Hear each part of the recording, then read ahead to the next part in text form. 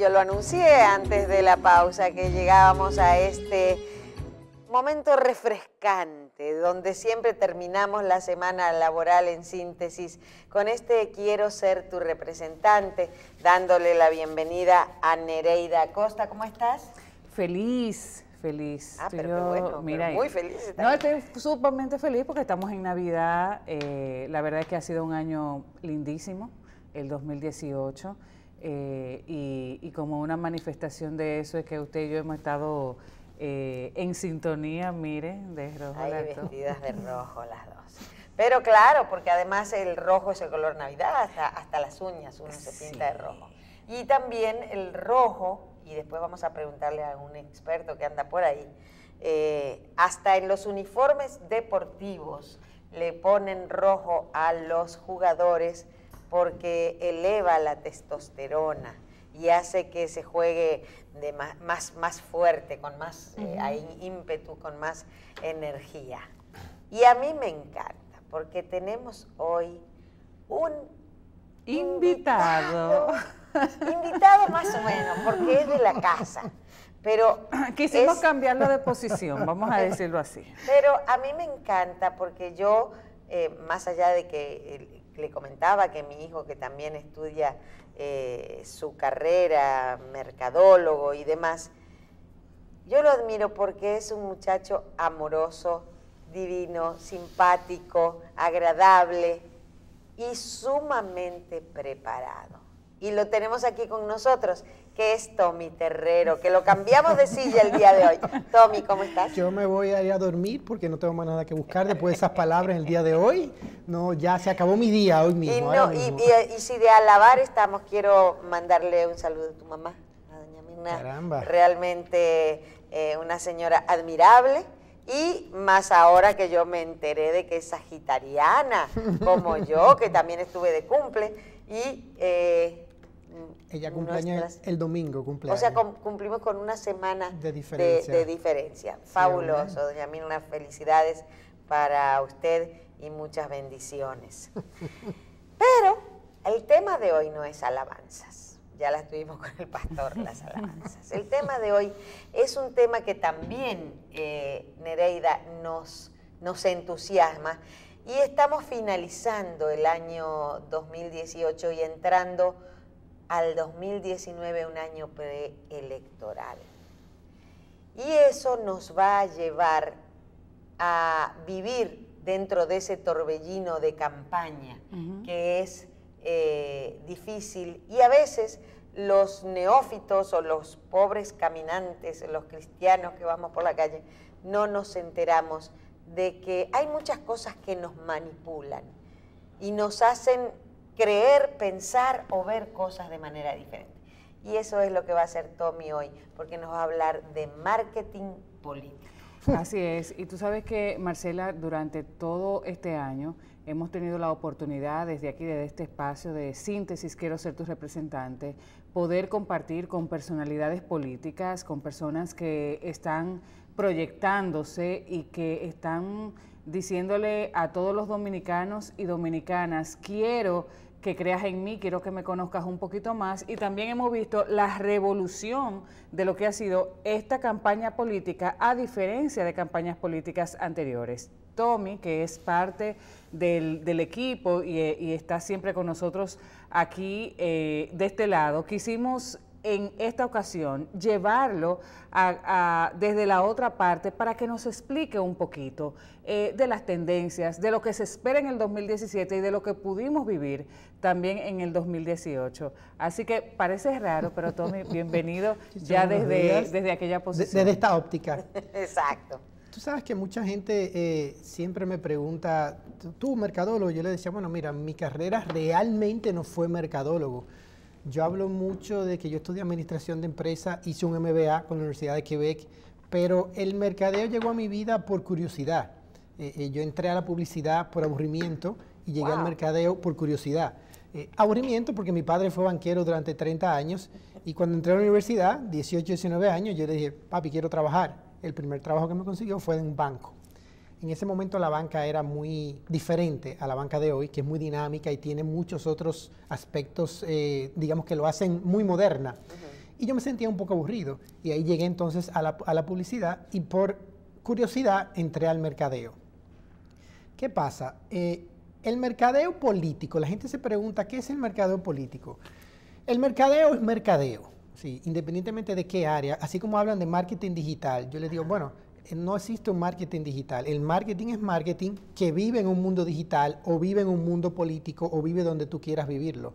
Pero las variables de mercadeo siguen siendo las mismas y universales.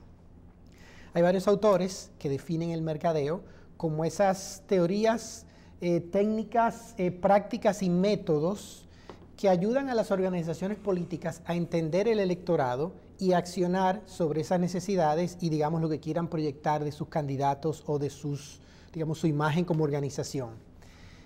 Eso suena bonito, pero al final del día, cuando tú lo analizas en su base, en su esencia, sigue siendo lo mismo que mercadear cualquier producto, cualquier empresa, cualquier marca personal incluso. Para Tommy Terrero, el marketing político es una combinación de marketing de empresa, que son las organizaciones políticas, con la marca personal, que son los candidatos.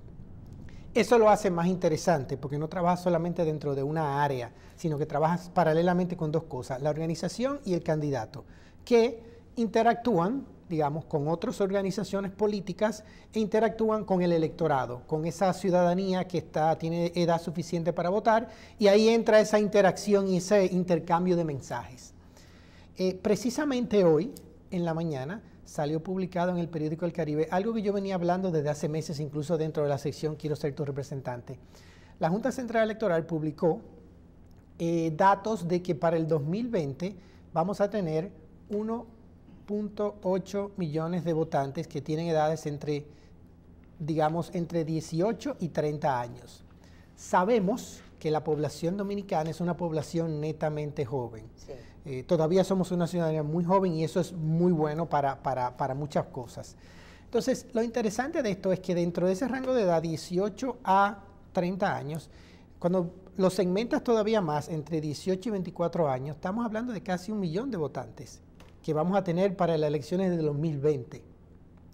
1 millón de votantes mueve la aguja de cualquier votación. Seguro. De manera importante. La Junta decía que vamos a tener más de 7 millones, 7.6, no recuerdo el número exacto. 400. Sí, el número exacto, que había aumentado 16% comparado contra el año 2016. Entonces, estamos viviendo de manera importante, y el que no lo quiera ver, las empresas que no lo quieran ver, los candidatos y las organizaciones políticas que no lo quieran ver, estamos viviendo un cambio generacional importante, donde venimos de años de historia, de 100 años de historia, que la política se manejaba con ciertos códigos y ciertas formas y ciertas estrategias de campaña. Lo estamos viviendo, ese cambio fuertemente. La pregunta que yo hice, y tú hablabas de conferencista, cuando yo hice mi conferencia, que eso no lo publiqué, yo entrevisté a varios ejecutivos y directores de mercadeo y de comunicaciones, que tienen igual que yo 25, 30 años, colegas. Y fuera de la conferencia yo le preguntaba, ¿qué está pasando con el marketing político? ¿Ustedes entienden que los políticos y las organizaciones están hablando correctamente a esa nueva generación de votantes? La respuesta contundente de todos, no mía, fue que no. No, todavía los códigos de comunicación política que estamos viviendo son hasta cierto punto tradicionales. No digo todos, estoy hablando de la mayoría, ¿verdad? Okay. Donde sí hemos visto, yo he tenido la oportunidad de analizar algunas campañas donde hemos visto algunos códigos diferentes, pero en su generalidad, digamos que la estrategia de marketing político todavía se basa, te diría que un 70, 80%, en esa tradición, esa tradicionalidad, donde el caravaneo, las reuniones multitudinarias siguen siendo, y no digo que no sea importante, sigue siendo importante, pero hay un segmento de la población que si tú quieres llegarle, tienes que cambiar esa estrategia de comunicación. A mí me llamó mucho la atención en la última campaña, la del año 2016, donde la mayoría de las cosas eran caravanas de jipetas o negras o amarillas o azules o rojas o lo que quisieran, con mujeres saludando en el techo, y eso a mucha gente le caía mal. Primero, decían, están haciendo un gasto extra de combustible que lo pagamos nosotros. Están comprando jipetas para esto y después qué. Con nuestro dinero. Exactamente, porque no solamente a través del partido oficialista, sino también los otros partidos, que todo el mundo hacía esa caravana. Y yo personalmente no le veo peso. ¿Qué puede hacer? Que pasen 18, 20 jipetas a 1000 kilómetros por la puerta de mi casa, si me va a convencer de votar a ese candidato o no, o el ver mujeres bailando o en el techo de una jipeta, si me va a decir, ah, no, pero me gusta este señor, o vaya a decir, no, esto es un desastre, esto va a ser no, iba a decir una mala palabra, pero bueno. Es como, ¿qué queremos comunicar? ¿Qué queremos comunicar? Y voy muy de acuerdo contigo, Marcela, porque llama la atención un grupo de mujeres bellas, espectaculares, ocurrió en la campaña pasada, jipetas, como bien dices, todas con colores, tal vez, exacto. Y tú dices, pero ven acá, ¿qué quieren comunicar ellos? Pero también se arrojan salamis o pollos congelados. También. Eso es un aprovechamiento de la necesidad del pueblo. ¿Sabes? Que como dicen, se compra un voto por un salami o con un pollo. Yo hablo mucho de cuál es el precio negativo que se paga con muchas iniciativas. Y por eso hablaba de un cambio generacional. Comencemos con cosas importantes que han pasado en los últimos 2 años. Y eso fue algo que debió llamar la atención a las organizaciones políticas. Hay un despertar de lo que llamamos la clase media inteligente. La clase, no inteligente, la clase media educada, preparada.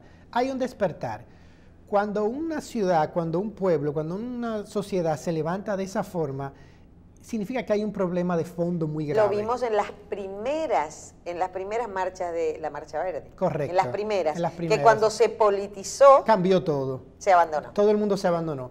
Pero lo vimos porque la intención fue la correcta y tocó una vena de una sociedad que quiere cambios y quiere cosas importantes que dejen de pasar, por decirlo de esa forma. Entonces, comenzando por ahí, tenemos que la pregunta que yo siempre hago es, ¿las organizaciones políticas están entendiendo ese cambio? Hay un cambio, son 2 cambios importantes. Un cambio generacional de gente joven que está entrando a votar, que se maneja de otra forma de comunicación. Y 2, de la clase media que es preparada, que es educada, que tiene, digamos, acceso a informaciones mundiales, que ha decidido tomar acción en algunas cosas de manera correcta, pacífica, inteligente, para decir, estamos aquí y queremos que esto no siga sucediendo. Entonces, mi parecer, el de Tommy Terrero, es que la mayoría de organizaciones políticas no están entendiendo esos 2 cambios importantes. Número 2, cuando tú ves el panorama de las organizaciones, te estás dando cuenta de que hay una fragmentación preocupante. ¿Sí? Los mismos partidos, comenzando con el que está en el gobierno, con la oposición y todos los demás partidos, ya no se pueden dividir más. Es decir, el tema de ego personal que hay en los partidos con los llamados caudillos, que son términos, tú sabes, tradicionales de hace muchos años, cada quien siente que tiene la capacidad de dividir, de llevarse a su gente, y eso está provocando, analiza, todos los partidos políticos están divididos de manera importante. ¿Qué mensaje se le está mandando primero que a la no sociedad? Pueden tener unión entre ellos mismos. Y cómo van a llevar adelante un país. Exactamente. Comenzando con el partido del gobierno, Comenzando con el partido del gobierno, que hay una división fuerte, que están tratando de ponerle paño tibio y curita frente a los medios de comunicación. Te vas al Partido Rojo, al PRM, te vas a todos los demás, están divididos y no tienen entonces la organización para ni siquiera proyectar la imagen correcta. Estamos hablando de mercadeo, no me estoy metiendo en política. No. El marketing, digamos, la comunicación de esos partidos políticos está por el piso. Nadie cree en nada. Aquí en el programa entrevistamos a uno de esos políticos y tocamos un tema importante. Dada esa situación, el tercer cambio que se está dando en la estrategia política, y fíjate que es algo que también hay que analizarlo, es que la gente está dejando de creer en organizaciones políticas y está pasando a buscar esa imagen, ese candidato que refleje los valores y las ideas que ellos le aporten. Y puede pasarnos como le pasó a Brasil, que todavía estamos a la expectativa, pero es lo contrario a lo que todo el mundo esperaba de un candidato en Brasil. Es una persona de ultraderecha, con unas ideas totalmente diferentes, pero el movimiento pendular de si esto no me sirve, me voy a lo otro, da paso a ese tipo de personalidades y hasta, volviendo a utilizar la palabra que tú dijiste, que no aparezca un caudillo o un señor con charreteras. Exactamente. Ahí está el peligro. No solo Brasil, también lo acabamos de ver en México. También. Y en otros países, o sea, lo vimos en Francia. O sea, hay tendencias que definitivamente están cambiando, pero todavía, aún, como bien dices Tommy, hemos tenido la oportunidad aquí de tener candidatos frescos, nuevos, gente que incluso tienen su partido nuevo. Creo que tenemos unos 3 o 4 partidos nuevos en este año. Personalidades, por ejemplo, como Karim Abunabá, que tú tengo dices, algo que decir de Karim Abunabá cuando termines tu comentario. No, entonces tú dices algo definitivamente aquí en República Dominicana está cambiando, ha cambiado. Mira algo. Cuando venía a Síntesis, te recuerdas al principio, yo escribí un artículo, estamos hablando de 2000, cuando se lanzó, junio, cuando se lanzó Donald Trump a su carrera presidencial.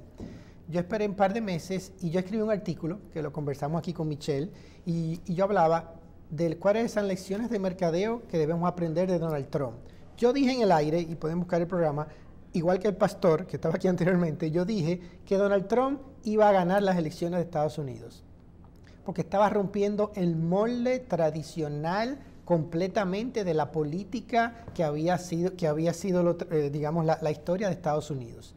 Y lo que consiguió Donald Trump era apelar a esa, digamos, a esa sociedad clase media baja, los trabajadores de la mitad de Estados Unidos que nunca habían votado, gente que nunca se había identificado con nadie.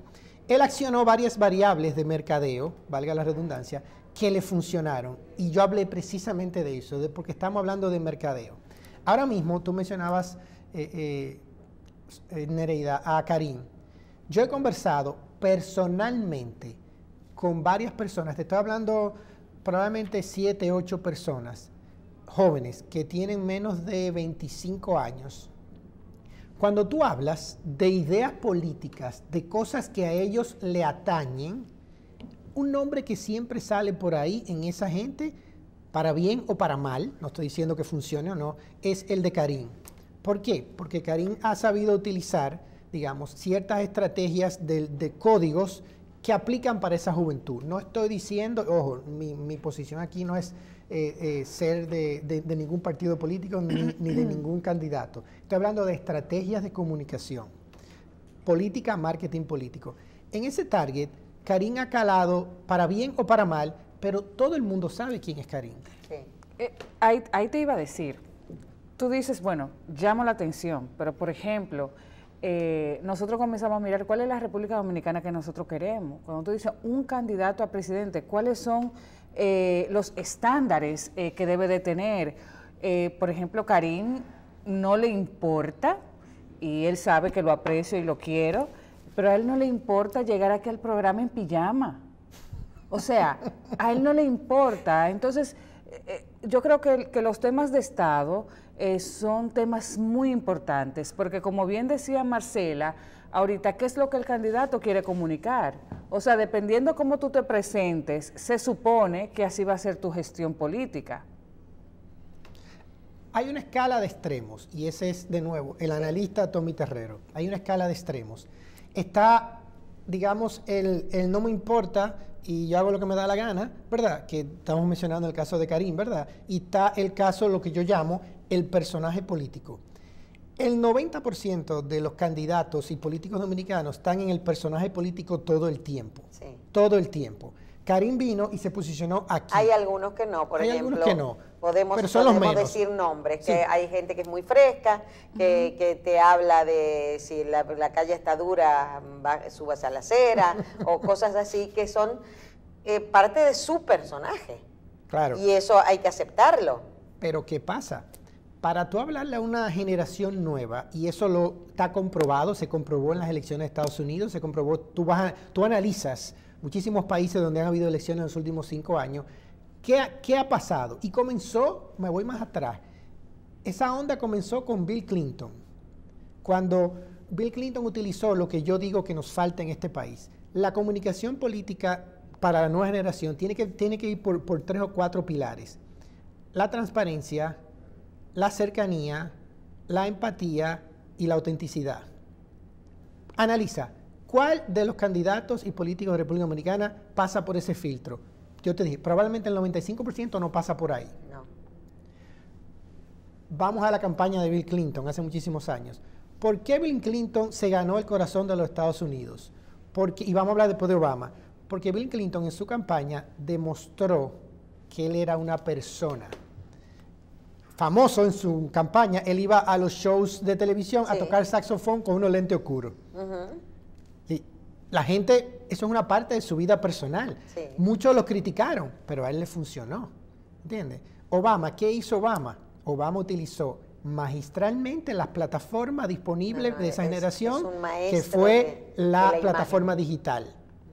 Y de hecho, voy a decir que valga el posicionamiento de Obama, aún sigue siendo un líder.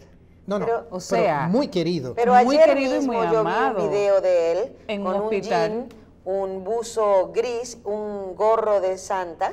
Ajá. Y una funda que llevaba sus juguetes, entregándole juguetes a los niños enfermos de cáncer. Y la gente lloraba cuando lo veía, las madres lloraban cuando lo veían, y la gente en los pasillos. ¿Y qué se mostró en el pasillo? Yo soy muy observadora en eso, como tú. Él no iba con nadie, él iba solo en el pasillo. ¿Auténtico? Quizás tenía 28.324 custodias, pero en la foto se veía a un Obama con una bolsa de juguetes y un sombrero de Santa llegando a un hospital. Y en jeans. Exacto, que tú dices, ¿cuál es la figura de un candidato? Porque no es, ya no es presidente de los Estados Unidos, sin embargo sale y causa furor, o sea, amor, la gente lo respeta, lo quiere, como bien dices, es un líder. Y dentro de los comentarios, que es lo que más me gusta leer a veces, porque ahí es donde uno se da cuenta qué es lo que provoca la imagen o qué es lo que piensa la gente, había como 1.200, no los leí todos, pero en varios leí que había que buscar la posibilidad de que Obama pudiera volver a ser presidente. Se habla mucho de ese tema, porque fue tan fuerte su marca personal. Pensemos algo, vamos a hablar de 3 ejemplos y uno local. Bill Clinton, como presidente de los Estados Unidos, logró que todo un país lo perdonara a pesar de una infidelidad y una mentira, porque él habló mentira a los medios. Obama consiguió trabajar de manera magistral, con los códigos correctos, la plataforma digital para esa nueva generación de Estados Unidos que estaba entrando igual, y lo hizo y lo consiguió. En República Dominicana siento, y ese es mi parecer, que la mayoría de los candidatos, primero, ya hablamos de las organizaciones, cuáles son los problemas que no están mirando. La clase media, cambio generacional, y están divididas. Eso no funciona, esa es la receta a desorden. Entonces, nosotros los ciudadanos estamos pasando a mirar a candidatos. ¿Qué candidato? No la organización política como antes, que la gente era reformista toda su vida y votaba por quien sea. No. Yo voto rojo. Eso no funciona ya. Los candidatos ahora mismo, ¿cuáles están siendo? Auténticos, empáticos, transparentes y cercanos. Yo, Tommy Terrero, digo que 95% no lo están siendo. Esa generación que tiene hoy y que va a tener en 2 años, que tiene hoy 16 y en 2020 va a tener 18 años, va a poder votar. ¿Cómo tú le comunicas a esa persona con tu personaje político tradicional que vote por ti? Y estamos hablando, señores, de hoy serán 1 millón de personas. Sí. ¿Cómo tú te comunicas? Tommy Terrero dice que hay un gran hueco. Tú analizas las redes sociales, las plataformas digitales, ¿qué es lo que ven los jóvenes, señores? Los jóvenes de 18 años no ven televisión, óiganlo, no ven televisión. Usted le va a llegar por su celular o por el laptop o por cualquier otro medio que no es la televisión o una valla. ¿Qué le estás comunicando tú a esa gente? Tú analizas un paneo de los principales candidatos y hay gente que está tratando, pero todavía no tienen esa humanidad, no tienen esa cercanía. Muchos creen que pautar lo que está en televisión o un arte de prensa en redes sociales es una estrategia de red social y son códigos de comunicación totalmente diferentes. Entonces, ahí entramos en, ¿qué estás haciendo tú como candidato? los jóvenes que han venido aquí, que hemos hablado con ellos, están trabajando en redes sociales porque vienen con el community manager, se tiran fotos. Está bien, yo digo que eso está bien, pero ¿qué candidato tradicional tú lo has visto humano, quitándose el personaje político todo el tiempo? Probablemente no lo hemos visto.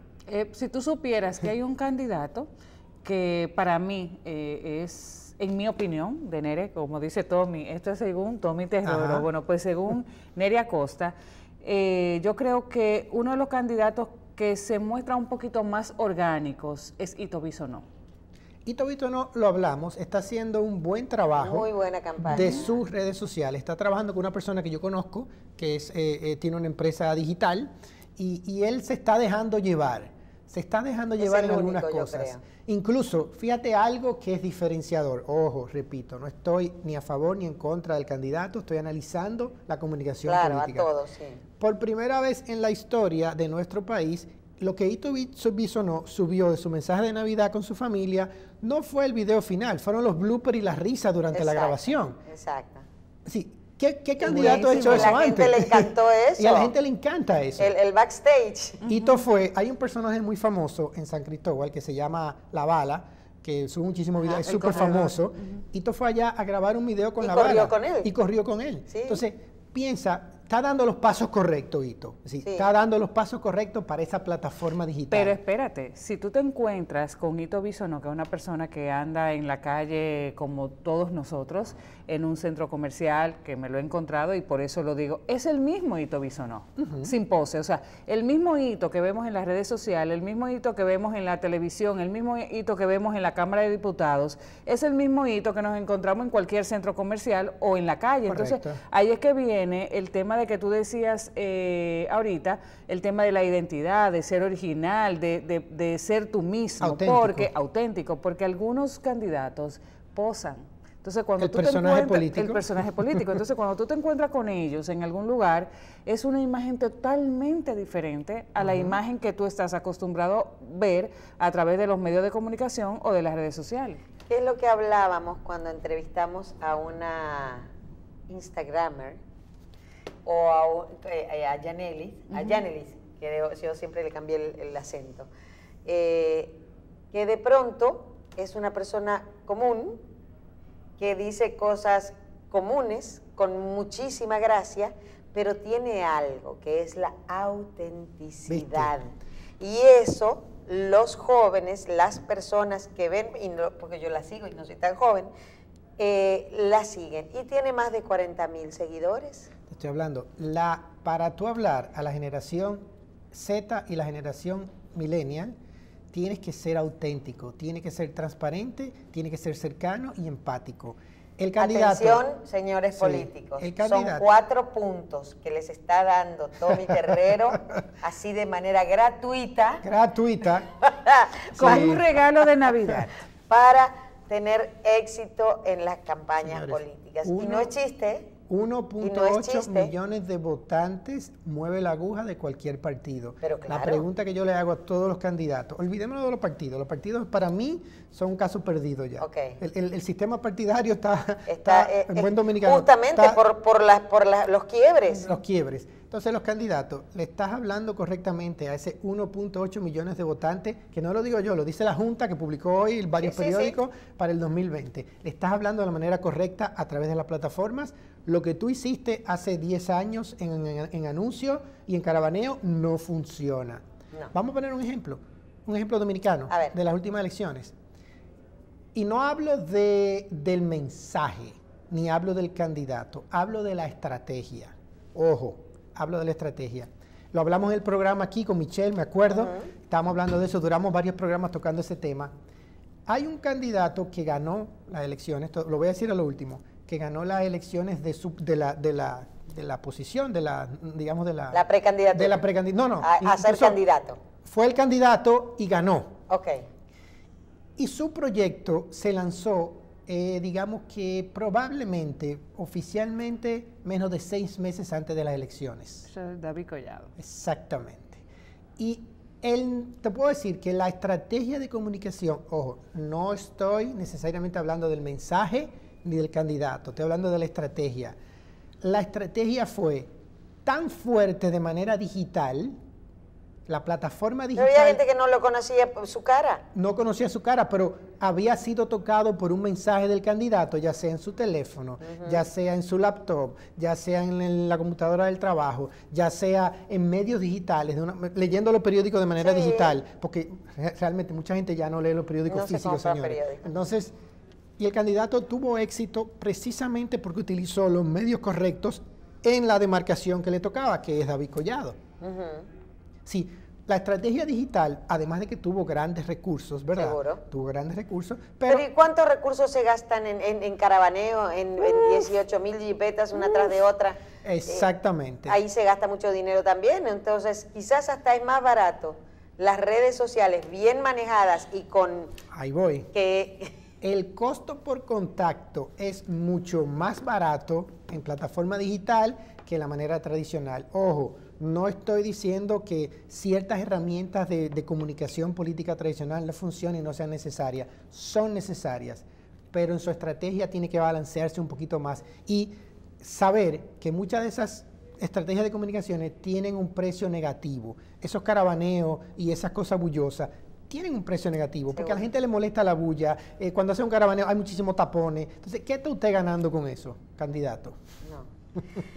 Tommy, no solamente se nos acabó el tiempo, ya nos pasamos. Oh, Dios. El tema es profundo, podemos hablar 3 programas aquí. No, pero la verdad es que, déjame decirte, Tommy, que ha sido muy buen programa, una exposición creo que muy clara. Y aunque se nos fue el tiempo, pero usted tiene una cámara. Ahí esta sección se llama Síntesis, quiero ser tu representante. No, en este caso le va a hablar a los candidatos. A los candidatos. Que sepan qué es lo que Exacto. tienen que hacer. Entonces, tienes esa cámara para poder... Ya hice la pregunta que la hice varias veces durante nuestra conversación. ¿Estás hablando de la manera correcta a ese 1.8 millones de votantes que son generación millennial, generación Z, que representan cerca del 20% de los votantes para el 2020? ¿Estás utilizando las plataformas digitales de la manera correcta? ¿El mensaje que estás mandando es el correcto? Yo entiendo que 90%, Tommy Terrero, de los candidatos deben revisar un poquito esa estrategia de comunicación y pasar por el filtro que conversamos. Transparencia, cercanía, empatía y autenticidad. Eso es. Para contratar... no. Sí, para contrataciones, @Tommy Terrero, por ahí me puede contactar. Claro que sí, porque imagínense, una persona con tanta claridad y que les dice los 4 puntos con los que ustedes pueden ganar miles y miles de puntos y más de 1 millón, es importante tenerlo al lado. Por eso yo siempre hablo muy bien de Tommy, porque me encanta su claridad y su preparación. Muchísimas gracias. Tommy Terrero, no sé si te voy a traer aquí o te voy a dejar ahí. No sé, me gusta tenerte de ese lado, porque así puedo verte personalmente, o sea, de frente. Y a todos ustedes, amigos, gracias por compartir con nosotros en el día de hoy. Y de nuestra parte, de mi parte, que no los voy a volver a ver. Bueno, el viernes es Nochebuena, el lunes. Les deseamos a todos que tengan una feliz Navidad y una Nochebuena espectacular con toda la familia. A Igual ustedes para también. usted, Tommy, para usted y su familia también. Y yo se los digo el lunes, porque así nos vamos a ver nuevamente el próximo lunes. Y los invito a ver durante el fin de semana el programa Síntesis con Michelle Hasim, que está buenísimo con el doctor Tarra.